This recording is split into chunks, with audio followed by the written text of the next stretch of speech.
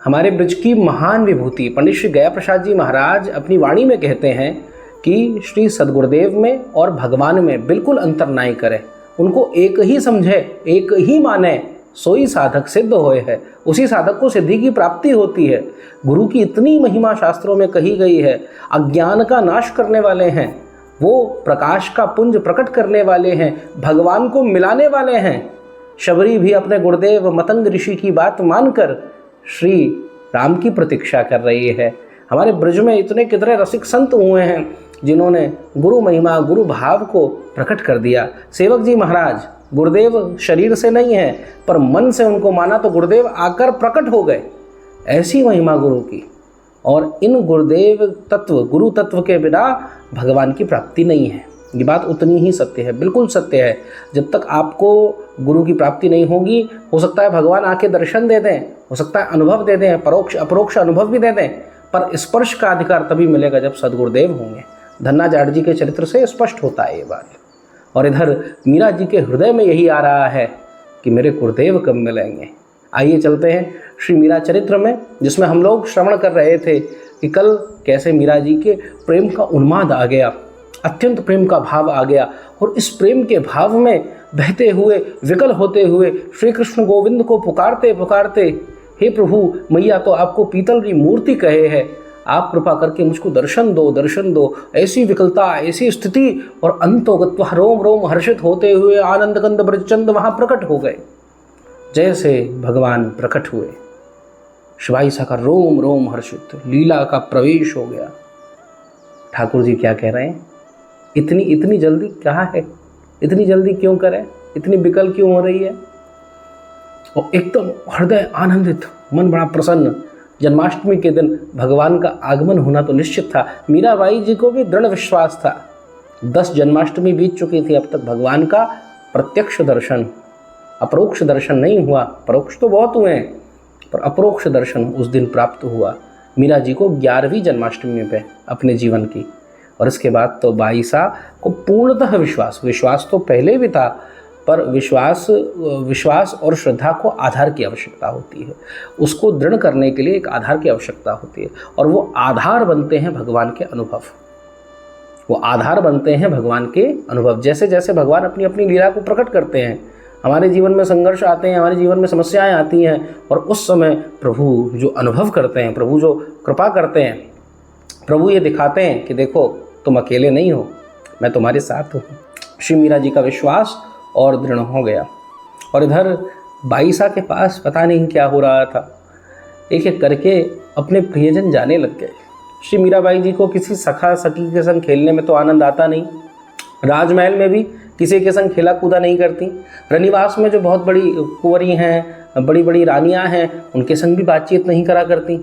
मीरा जी का तो भाव संतों के संग था, जिनमें से निवृत्तिनाथ जी जा चुके थे, और उनके दूसरे गुरुवर संगीत शिक्षा के आचार्य बाबा बिहारी दास के जाने का समय आ चुका था। बाबा बिहारी दास के जाने की चर्चा हुई, और मीरा जी की एक सखी है, उसने जाकर श्री बाईसा को बताया। बाईसा के कानों में जैसे ये बात पड़ी, मानो हृदय विदीर्ण हो गया। भक्त को भगवान ना मिलें, इसका हो सकता है थोड़ा सा दुख हो। भक्त के सामने अगर प्रभु अपनी लीला ना प्रकट करे, रुष्ट हो जाए, तो थोड़ा दुख होगा। पर जब भक्त के पास से सत्संग चला जाता है, ये जो वार्ता हम इस समय कर पा रहे हैं, ये चली जाए, उसको सबसे बड़ा कष्ट, सबसे बड़ा दुख उस समय हो जाता है। उस समय उसके कष्ट की तुलना नहीं करी जा सकती, क्योंकि शास्त्र कहते हैं, भाग्योदयेन बहुजन्म समर्जितेन सत्संग मंच लभते पुरुषो यदा वै। अनंत जन्मों का उदय होता है तब सत्संग की प्राप्ति है। महापुरुषों का जो संग है उसकी प्राप्ति अत्यंत दुर्लभ है। क्या दुर्लभ है? मानव तन दुर्लभ है, मुक्ति की इच्छा दुर्लभ है, और ये सत्संग दुर्लभ है। बाईसा अपने हृदय से कि मेरे गुरुदेव जा रहे हैं, और बाबा बिहारी दास कहीं ना कहीं आधार बने श्री बाईसा के प्रेम का। जो वृंदावनी रसरीति, श्यामा श्याम को लाड़ लड़ाने की विचित्र भावना हमारे ब्रज में है। जैसे ठाकुर जी को कोई लाला बांध के लाड़ लड़ा रहा है, कोई सब अवतारन को अवतारी कुंज बिहारी के नाम से लाड़ लड़ा रहा है, कोई राधा वल्लभ लाल भाव से लाड़ लड़ा रहा है, कोई राधा रमन लाल से, कोई गोपाल भाव से लाड लड़ा रहो है, कोई रास रचैया रास बिहारी भाव से लाड लड़ा रहो है, पर मूल तत्व है सब जगह लाड है। आप जब कभी मंदिर के जो सेवायत हैं उनसे जाके बात करिए, जब किसी दिन अगर आप पर कृपा करनी होगी, हृदय खोल के रख देंगे, उस दिन आपका हृदय अपने आप पूछने लगेगा अपने आप से, इतना प्रेम करते हैं ये लोग। वैसे आपको सामान्य नहीं लगेंगे, हो सकता है कुछ बढ़िया मुंह में चल रहा हो और आप सोचें कि भैया ये कैसे लोग हैं, पर इनका हृदय आप नहीं जानते, प्रेम से भरा हुआ है। प्रत्येक क्रिया इन जनों की ठाकुर जी के प्रेम में है, और वही भाव हमारे यहाँ ब्रिज में कोई भजन थोड़ी ना है महाराज। ऐसे कहो कौन माला लेके डोल रहे है, कौन सो ब्रजवासी महाराज हाँ कितने कंठीन निकाल रहे है, पर दूसरी दृष्टि से देखो तो ब्रिज की प्रत्येक क्रिया ही भजन है। ब्रजवासी का उठना, ब्रजवासी का बैठना, ब्रजवासी का निकलना, ब्रजवासी का ठाकुर जी के मंदिर में जाना, हर चीज़ भजन है, क्योंकि ठाकुर जी अपनो है ना। कछु बिगड़ जाए तो ठाकुर जी को सुरानो, ये कहीं नहीं मिलेगा आपको, ये वृंदावन की ही रीत है, वृंदावन का ही भाव है। यहाँ रूस भी जाएं हम प्रभु से, हम पे अधिकार है, लाला हमारो है, हम काहे को ना रूस सकें। तो ये भाव कौन लेके आया है मीरा जी के अंदर, जो कहीं ना कहीं उनकी जो कांत भाव की साधना है, ठाकुर जी को गिरधर गोपाल को पति मानती हैं, उसको और पुष्ट करता है, उसको और सुदृढ़ करता है। वो करने वाले बाबा बिहारी दास हैं। मीरा जी की भक्ति के एक प्रकार से स्तंभ बने हैं बाबा बिहारी दास। श्री करुणामयी किशोरी जी का प्रसाद है बाबा बिहारी दास, जो वृंदावन की भावना को, वृंदावन की पदावलियों को और वृंदावन के खूब सुंदर सुंदर रस को वहाँ पहुँचाते हैं, जिनकी कृपा से आज हमें मीरा जी के इतने पद प्राप्त होते हैं। वो बाबा बिहारी दास की जब निकलने की बात सुनी, मीरा जी का हृदय अपनी स्थिति में नहीं रहा, अपने नियंत्रण में नहीं रहा, और जाकर बाबा से कुछ नहीं, खाना आना भोजन आदि सब त्याग कर एकदम से दौड़ती हुई श्री बाबा बिहारी दास जहाँ बैठे थे, राव दूदा जी बाबू साहब मीरा के जहाँ बैठे थे, दौड़ कर गई और श्री बाबा बिहारी दास के चरणों में लौट गई। बाबा मुझको यहाँ छोड़ के मत जाओ, मुझे मत जाओ, मुझे मत जाओ, प्रार्थना करने लग गई। अब बाबा बिहारी दास तो मीरा की ये भावनाएं जानते थे, वो इनसे परिचित थे, कोई और होता तो पागल समझता, पर बाबा तो जानते थे ये पागलपन भी कितना सुंदर है, इसमें भक्ति का अंश है। बाबा बिहारी दास जी ने उनको उठाया, बेटी तू चिंता ना कर, देख अब मैं तो बूढ़ा हो गया हूँ, तेरा बाबा बूढ़ा हो गया है, वृद्ध हो गया है, अब तो युगल सरकार के पास ही रहेंगे, वृंदावन ही रहेंगे। ऐसा देखा गया है बहुत सारे संतों में। श्री बाबा नीम करोरी जी के चरित्र में आप देखें तो सुनने में मिलता है कि बाबा जी आगरा के पास में कुछ कार्य से आए थे, तबीयत कुछ अस्त व्यस्त हुई, तुरंत बोले श्री वृंदावन ले चलो। और आज भी बाबा की जो समाधि स्थली है वो वृंदावन में ही है। स्वामी श्री करपात्री जी महाराज ने काशी में प्राण त्यागने का वचन लिया था, और इधर दिल्ली में प्रवचन चल रहा था, कुछ अस्त व्यस्त हुए, तुरंत सीधे काशी की ओर। धाम निष्ठा कहते हैं इसको, कि मेरे प्राण जाएं तो धाम में ही जाएं। और एक तो बड़े ही अद्भुत महापुरुष हुए हैं जो श्री ठाकुर जी की भक्ति करते जगन्नाथपुरी में थे, पर उनके अंदर की धाम निष्ठा कितनी सुदृढ़ रही होगी। जगन्नाथपुरी में नाड़ी जब देखी गई तो बोला आप जी नहीं पाएंगे 1-2 दिन में। बोले ऐसा हो नहीं सकता, अगर मेरे प्राण निकलेंगे तो श्री वृंदावन की धरती पर ही निकलेंगे, नहीं तो नहीं निकलेंगे। गाड़ी सजवा दी गई, लोगों ने कहा अरे भैया पुरी में प्राण छोड़ दो, यहाँ मुक्ति ही है। बोले नहीं, श्री वृंदावन, श्री वृंदावन। इसको धाम निष्ठा कहते हैं। इसमें दूसरे धाम की निंदा नहीं है, अपने धाम की निष्ठा है। हाँ, जहाँ से हमारा भाव है, जहाँ हमारे प्रभु विराजते हैं, हम भी वहीं जाकर अपने प्राणों को त्यागें। हमारे यहाँ तो ब्रजवासी गाते हैं, भाग बड़ो वृंदावन पायो। कहाँ भटक तो रहते, पर ये कितनों श्री जी ने कृपा कर दी यहाँ पे कि ये यहाँ पे अपने प्राणों को त्याग रहा है। बाबा कह रहे अब मैं बूढ़ो है गया हूँ, लाली मुझको जान दे, अब मैं जाके ठाकुर जी युगल सरकार की सेवा करूँगा और कछु ना करूँगा, अब तो बस उनका होके रहूँगा, अब मुझे कछु ना चाहिए, अब मुझे यहाँ अच्छा भी नहीं लगता। मीरा जी कह रही आप मुझे भी ले चलिए ना, मुझे भी यहाँ पे अच्छा नहीं लगता। और इधर श्री बाबा बिहारी दास बोले लाली मैं तो को ले चल, तो पर देख कैसे ले चलो, तू तो रानी है, इतने बड़े महलन के राजकुमारी है, और कैसे जाएगी। बोले नहीं बाबा आप जैसे रख लोगे वैसे रहूँगी, आप जो खाओगे वो खा लूँगी, उसकी थोड़ी सी प्रसादी मुझे दे दियो, बस मुझे और मेरे गिरधर को भी ले चलो।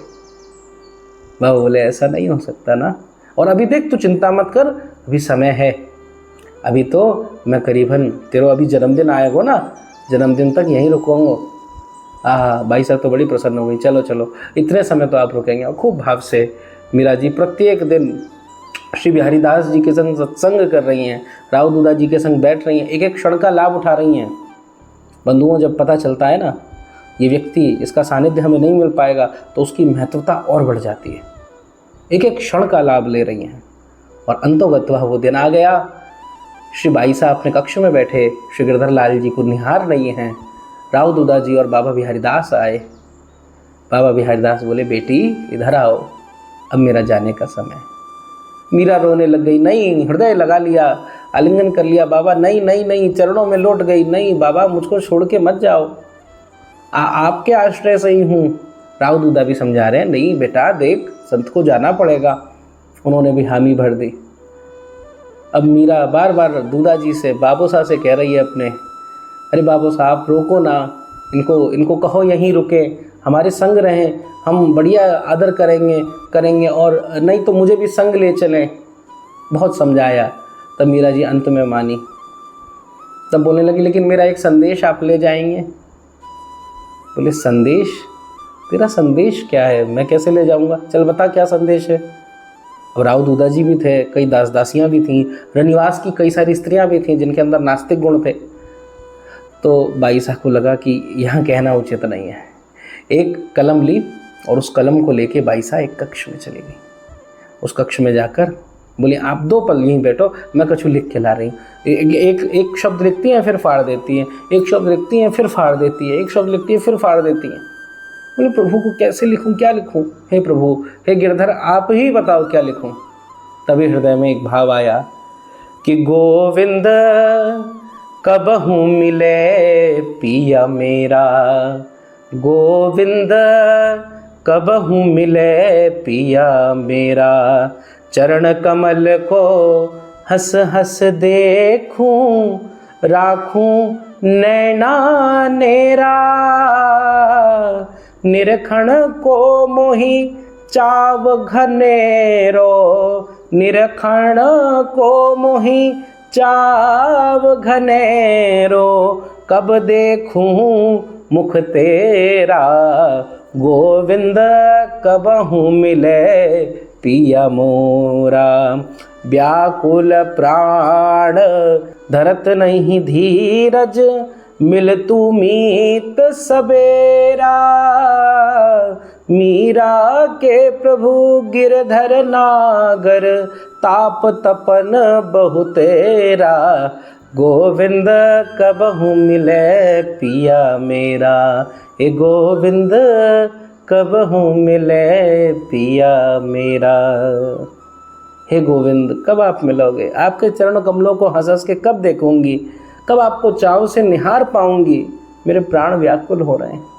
हे वृंदावन बिहारी, कब तक ये मेरा देश निकाला, अपनी ब्रज की लीला से मुझे हटा दिया, कब तक दूर रखोगे, कब मुझे वापस बुलाओगे? मीरा जी रोते हुए, रुदन करते हुए उस पत्र पे रोने लग गई और उस पत्र को श्री बिहारीदास बाबा के हाथ में दे दिया। और बिहारीदास बाबा ने उसको अपने माथे से लगाया, अपने हृदय में स्पर्श कराया।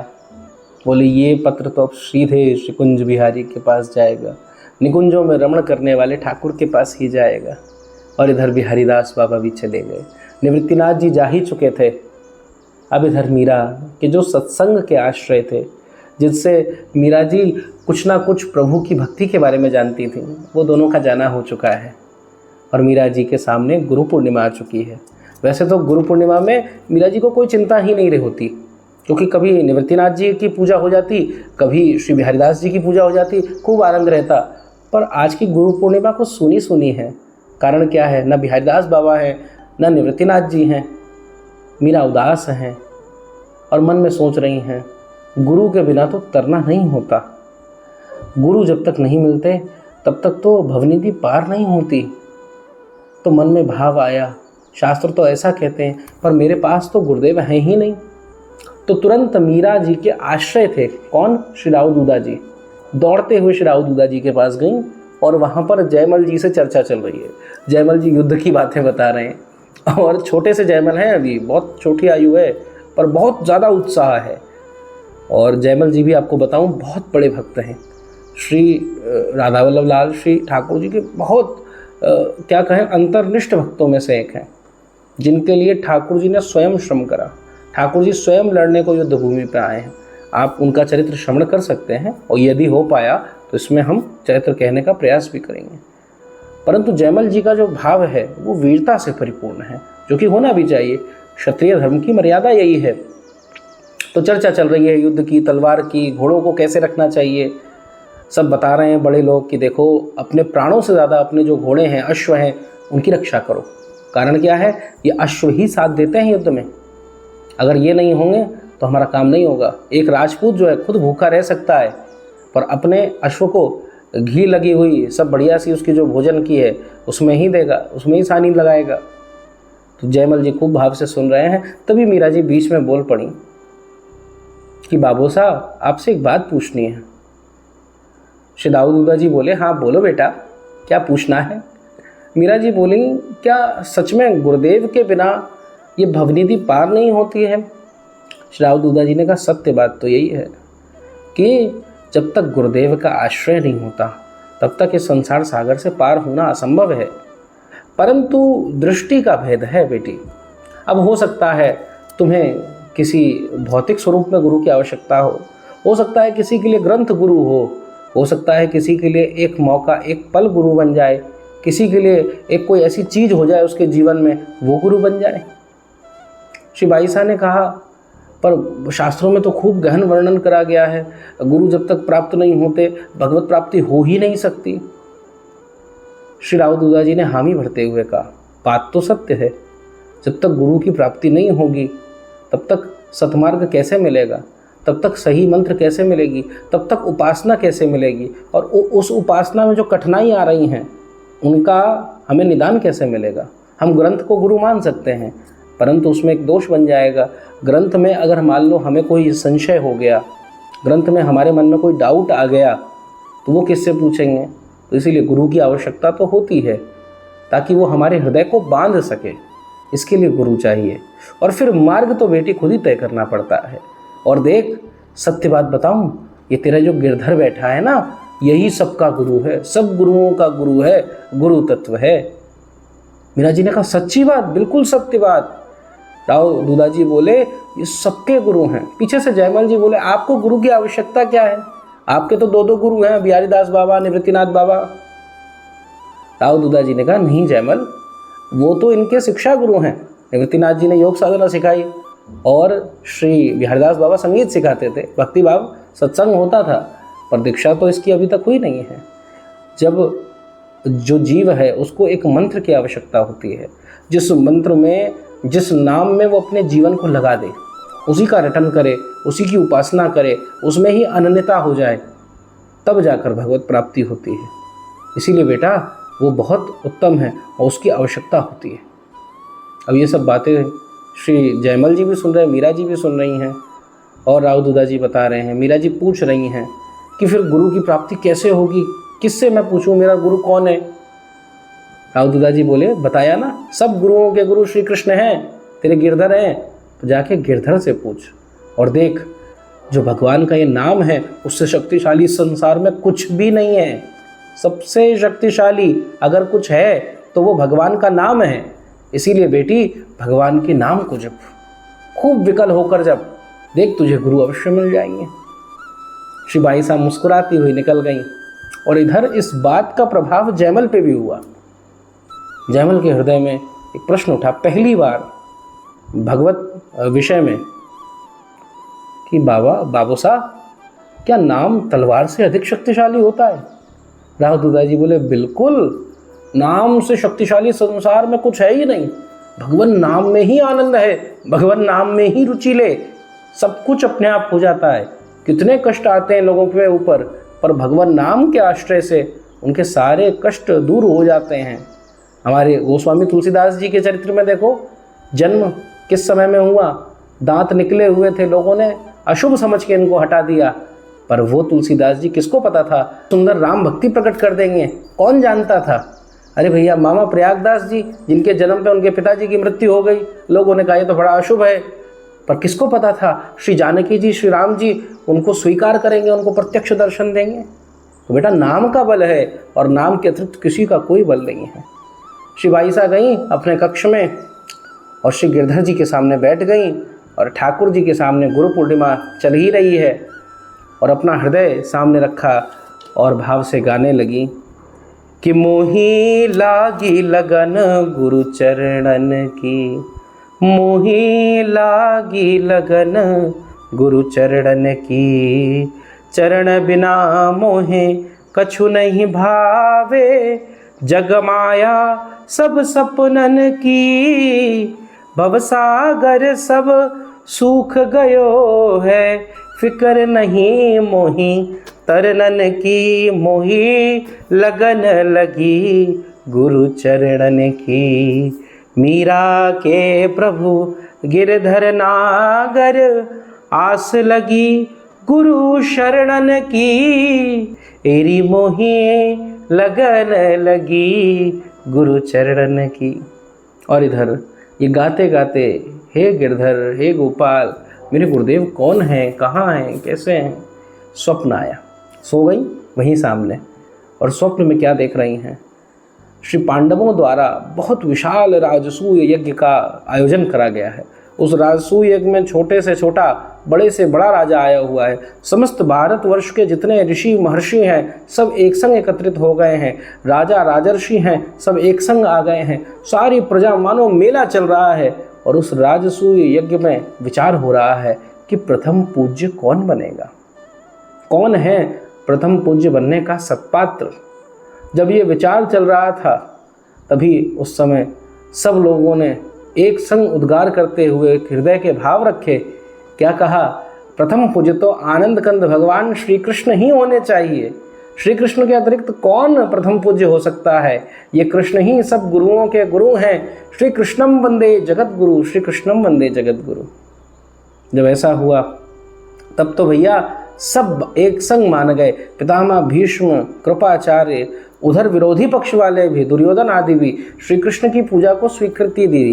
पर एक व्यक्ति नहीं माना, कौन था, शिशुपाल। ठाकुर जी ने उसकी भी जो गालियां हैं उसको स्वीकार करा और अंतोगत्वा उसके प्राण पखेरु कर दिए। पर ऐसे उसका वध करा कि रक्त जो है यज्ञशाला में नहीं फैले, भगवान ने उसके शरीर को ही समाप्त कर दिया और शिशुपाल की भी ज्योति अपने चरणों में ले ली। मीरा जी ने जब ये दृश्य देखा, आहा भगवान कितने दयालु हैं। जो शिशुपाल भगवान को गाली दे रहा है, भगवान को भला बुरा कह रहा है, प्रभु उसको भी स्वीकार कर रहे हैं। यही तो गुरु का तत्व है, यही तो गुरु हो सकता है जो पात्र अपात्र नहीं देखे कि हाँ अच्छे अच्छे शिष्यों को ही, अच्छे अच्छे स्टूडेंट को ही मैं पकड़ूंगा, नहीं, जो तो उन बुरे बच्चों को भी स्वीकार कर ले जो गंदगी में माया में पड़ गए हैं, अपने जीवन को भ्रष्ट कर रहे हैं, और उनको भी सुधार के रख दे। यही तो सद्गुरु का तत्व है जिसको सुनने से मन को शांति मिले। अगर आपके मन में इच्छा है कि गुरु कैसे वर्ण करें, किसको गुरु बनावें, पहली चीज़ लिख लीजिए, जिसको सुनने से मन में शांति मिले, मन में आनंद की भावना हो। पर ये भी कलाओं के द्वारा आजकल हो जाता है। तो दूसरी चीज़, जिसका व्यवहार, जिसकी करनी और कथनी में अंतर ना हो, जो कहता है वही करता है और जो करता है वही कहता है, ये उसका नियम हो। अब ये कैसे जानेंगे, जब कुछ समय तक रहेंगे, 1 वर्ष तक उस व्यक्ति को देखते रहें। श्री विनोद बिहारी बाबा के वचन है कि परीक्षा करो। वो तो कहते हैं हमने भी परीक्षा करी थी, और ऐसे गुरु बनावेंगे कि हाँ आज श्रद्धा बन गई इनके प्रवचन में, कल श्रद्धा बन गई उनके प्रवचन में, तो प्रवचनों में जाते रहोगे, कंठी माला गुरु बदलते रहेंगे। इसीलिए पहली बात, किसको सुनने से मन को शांति मिली, दूसरी बात कि उनकी कथनी और करनी एक है, और तीसरी बात 1-1.5 वर्ष का समय उनके संग लगाना, तब जाके गुरु का वर्ण करा जाता है।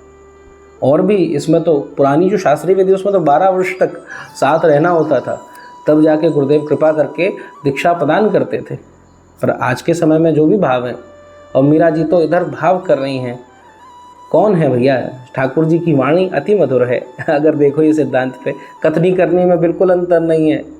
वो कहते हैं कि मैं तो हर प्रकार हर जगह हूँ पर हर जगह से दूर हूँ। अहमेव समेवाग्रे नान्यद यत् सत् सत् परम। तो प्रभु की कथनी भी वही है और करनी भी वही है। और उसके उपरांत में ठाकुर जी को तो जाना भी है मीरा जी ने। मीरा जी ने कहा बस आप ही मेरे गुरु हो और आप ही गुरु बन के आओगे। मीरा जी स्वप्न में देख रही हैं सब लोग एक संग नारे लगा रहे हैं, श्री कृष्णम वंदे जगत गुरु, कृष्णम वंदे जगत गुरु, कृष्णम वंदे जगत गुरु। मीरा जी तुरंत स्वप्न टूटा। मीरा जी ने मन में दृढ़ भाव कर लिया, अब तो जो भी संत कल हमारे द्वारे पे आएंगे, मैं ये भाव करती हूँ वो आपका ही रूप होंगे। हे गिरधर, आप ही उस रूप में आएंगे और उनको ही मैं गुरुदेव के रूप में स्वीकार कर लूँगी। मीरा जी ने इस भाव से श्री गिरधर लाल जी को प्रणाम करा और इधर श्री बाईसा बैठी थी अपने कक्ष में और खूब तैयारियां गुरु पूर्णिमा की चल ही रही हैं। इसके बाद में मैया आ गई। मैया ने अपनी चिंता व्यक्त करी, पीठ पे हाथ रखते हुए माँ बोली, अरे लाली तू इतनो श्रम करे, इतने इनको भजन करे, इतनी भक्ति करे, योग करते करते पतो ना हाथ मरोड़ती रहे, पैर मरोड़ती रहे, कितना तू श्रम करे। अरे नेक अपने रूप सौंदर्य पे भी ध्यान दे। भगवान ने कितना सुकोमल देह, कितनी प्यारा देह, कितना शरीर अच्छा बनाया है और उसको देख कैसे कर देती है, कालिक लगा लेती है, कभी चंदन लोप लेती है, ऐसो काहे को कर रही है। अब श्री बाईसा कह रही है, नहीं नहीं मैं तो श्री गिरधर से प्रेम करूँ हूँ, मैं तो उनसे लाड करूँ हूँ। अरे माँ बोलने लग गई, ऐसो करेगी तो कौन ब्याह करेगा। मीरा जी तुरंत सावधान होते हुए बोल रही हैं, माँ ये तुम क्या बात कर रही हो, मेरा ब्याह तो हो चुका, मैंने तो गिरधर को वर मोल ले लिया, वर मान लिया, सपने में मेरा ब्याह भयो है, अपनो भाव कयो। अब मैया तो मैया कहने लग गई, अरे बैड़ी, अरे पागल, कोई पीतल की मूर्ति कोई को बीन होती है? नहीं, किसी का बीन नहीं, तेरा कोई विवाह नहीं हुआ, वो तो बहकाने को कह दिया। मीरा जी का तो हृदय भर आया, नहीं ये आप क्या कह रही हैं, मेरा तो विवाह हो गया। पर मीरा जी ने कहा चलो इन सब बातों को आप छोड़ो, आज परेशान ना हो, आज तो मेरे गुरुदेव आ रहे हैं। झाली जी बोली, कौन से गुरुदेव, कौन वालो? वो बाबा बिहारी दास जो संगीत सिखातो और दूसरों जो हाथ पैर मरोड़तो रहतो, तो समाधि लगातो, निवृत्तिनाथ कौन आ रहे है? मीराबाई साहब बोली, ऐसो मत कहो, वो संत हैं, भगवान के जन हैं, अपराध लगता है। अरे तुम मुझसे बात मत करे, पता कौन आ रहा है? अब तो ठाकुर जी जाने कौन आ रहा है, पर कोई ना कोई तो आवेगो। जाली जी बोली, ये तो ऐसे बावड़ी है गई है, या को कहा करूं, चल तेरे चक्कर में अब तो मुझे बस ये लगता है मेरा जीवन, एक तो ले दे के पुत्री मिली, कैसी पुत्री मिली है, आधी पागल है। अरे चल भोजन कर ले, मुझे तेरी चिंता लगी रहती है, ना भोजन करती है ना कुछ खाती है। बाई सा हंसने लग गई, बस इतनी सी बात, अभी चलती हूँ आपके संग भोजन करने को। और भोजन करके मीरा बाई सा उठी। सायंकाल शाम का जो समय है वो हो चुका था और तभी काशी से एक बड़े ही सिद्ध संत जिनका नाम रैदास है वो पधारे हैं। जैसे श्री रैदास जी का आगमन हुआ है, मीरा जी का तो हृदय हर्षित हो गया। श्री राव दूदा जी उनसे मिलने गए, उनको उसी कक्ष में विराजमान कराया जहाँ पे निवृत्तिनाथ जी रहते थे। और श्री बाईसा को जब ये पता लगा, राव दूदा जी ने बुलवाया, मीरा जी का रोम रोम हर्षित हो रहा, अब मुझे गुरुदेव मिल गए, सदगुरुदेव की प्राप्ति हो गई। अब रैदास जी अब कोई विचार करे इस बात का कि जातिगत विचार करे, तो देखो जाति से तो श्री रैदास जी चतुर्थ वर्ण में आते थे, चमार कुल में जन्म हुआ, पर जाति न पूछो साधु की, पूछ लीजिए ज्ञान। साधु की जाति नहीं होती, साधु के तो प्रभु होते हैं। हमारे व्यास जी कहते हैं जो भगवान श्री कृष्ण का हो गया, अब तो वो अच्युत गोत्रीय हो गया, बरसाना है उसकी कुलदेवी, और उसका जनेऊ क्या है, ये कंठी माला है। तो श्री व्यास जी का भाव है, व्यास जी प्रकांड पंडित विद्वान, हर शास्त्र के ज्ञाता, वो जब ऐसा भाव रखते हैं तो ऐसा भाव नहीं रखना चाहिए, और रखते हैं बहुत अपराध होता है। रैदास जी जो हैं खूब भाव से आके बैठे और राव दूदा जी ने जहाँ सत्संग होता था वहाँ सत्संग भी कराया। भाई साहब एक शब्द को एक भाव से सुन रही हैं और रैदास जी मीरा जी के जो भाव हैं उनको सुन सुन के, उनको देख देख के कि कैसे भावुक हो रही है, आनंदित हो रहे हैं। फिर इसके बाद में राव दूदा जी ने बुलाकर मीरा जी से कहा, लाली चरण छुओ। बाईसा ने चरण छुए और इसके बाद कहा, कुछ सुनाओ इनको। श्री बाईसा ने सुंदर पद गायो कि लागी मोहि राम खुमारी, कि मुझे तो अब राम नाम प्रिय लग रहा है। क्योंकि श्री देखो जो भी संत आता है ना उसके परमाणु होते हैं। कोई गौड़िया संत आएगा, हरे कृष्ण कृष्ण कृष्ण हरे हरे, हरे राम राम राम हरे हरे, रोम रोम बोलने लगेगा। कोई राधा वल्लभी संत आएगा, जय जय राधा वल्लभ श्री हरिवंश, श्री वृंदावन, श्री वंचन, श्री हरिवंश। और ऐसे श्री रामानंदी संत आए तो राम राम राम, सारा हृदय सब कुछ राममय हो गया। मीरा जी ने जब संगीत सुनाया, रैदास जी तो बहुत प्रसन्न हो गए। इतना भाव, इतना प्रेम मैंने तो कहीं श्रवण नहीं करा। बेटी तेरा गुरु कौन है? मीरा जी के आंखों में आंसू आ गए। कहने लगी, कल सुबह ही मैंने श्री गिरधर लाल से निवेदन करा था कि जो भी संत मेरे द्वारे पर आएगा आपका ही रूप होगा और उसी को मैं गुरु के रूप में स्वीकार कर लूँगी। अब मेरे को तो ये सब पागल कहती हैं, पर आप ही कृपा कर दो। मैं श्री गिरधर लाल को अपना मानती हूँ, अपना भाव करती हूँ, पर ये नहीं जानती उन तक कैसे पहुँचा जाए। अब कब कह रही हैं भाई साहब? जब उनको पूरा अनुभव हो चुका है। ठाकुर जी का अपरोक्ष अनुभव जन्माष्टमी के दिन हुआ है, स्वप्न में अनुभव हुआ है, पर उसके बाद भी पूर्ण प्राप्ति नहीं हुई। शास्त्र की आज्ञा है, गुरु की आवश्यकता होती है। मीना जी ने चरणों में प्रणाम करा। रैदास जी बोले, अब कुछ कहने की आवश्यकता नहीं है, मैं तेरी बात को समझ चुका हूँ और कहीं ना कहीं प्रभु ने भी मुझे प्रेरणा कर कर भेजा है, इसीलिए सुन मेरी बेटी। रैदास जी बोले, बेटी भगवान की नाम ही नसैनी है और लगन ही प्रयास है। जितना ऊपर तुम इस पर चढ़ती रहोगे, जितना नाम लेती रहोगी, उतना ऊपर पहुंच जाओगी और एक दिन सच्चिदानंद घन भगवान तुम्हारे सामने खड़े होंगे, प्रत्यक्ष रूप में होंगे, कोई स्वप्न नहीं होगा। बस ध्यान रखना, किसी भी चक्कर में, संसार के चक्कर में, परिवार के चक्कर में ये नाम नहीं छूटना चाहिए। ये नाम ही सार है, इस नाम से ही पार लगोगी, इस नाम का ही भाव करो। जब ऐसा कहा, श्री बाई साहब बहुत प्रसन्न हो गई और इसके बाद दोनों हाथ फैलाकर बोली, आप कुछ प्रसाद दे दीजिए। तब श्री रैदास जी के पास एक तारा, जिसमें एक तार लगा होता है, बाईसा के संग आप देखते हैं, वो हाथ में दिया। अपने गले में जो माला थी वो माला निकाल कर बाईसा को दे दी। बाईसा बोली, इसको प्रसादी तो आप कर दीजिए। एक तारे को हाथ में दिया। श्री रैदास जी सुंदर भाव करते हुए अपना एक सुंदर पद गाते हैं, प्रभु जी तुम चंदन हम पानी, जाकी अंग अंग बास समानी। प्रभु जी तुम घन बन हम मोरा, जैसे चितवत चंद चकोरा। प्रभु जी तुम दीपक हम बाती, जाकी ज्योति बरे दिन राती। प्रभु जी तुम मोती हम धागा, जैसे सो नहीं मिलत सुहागा। प्रभु जी तुम स्वामी हम दासा, ऐसी भक्ति करे रे दासा। ये पद गाया और मानो उस तानपुरे की प्रसादी, उस एक तारे की प्रसादी करके मीरा जी को दे दी। जीवन भर संग रखा, सब कुछ छोड़ दिया, राजमहलों का सुख छोड़ दिया, आगे जाके विवाहों का चित्तौड़ भी छोड़ देंगी, श्री वृंदावन आके वैरागन वेश में रहेंगी, परंतु वो माला और वो एक तारा श्री बाईसा के संग अंत तक रहा, जब तक श्री द्वारिकानाथ श्री द्वारिका में जाके उन्होंने प्रवेश नहीं करा, जब तक इस देह को समाप्त नहीं करा, ठाकुर जी में विलीन नहीं करा, तब तक वो तारा, एक तारा जो था और दूसरी माला संग रखी।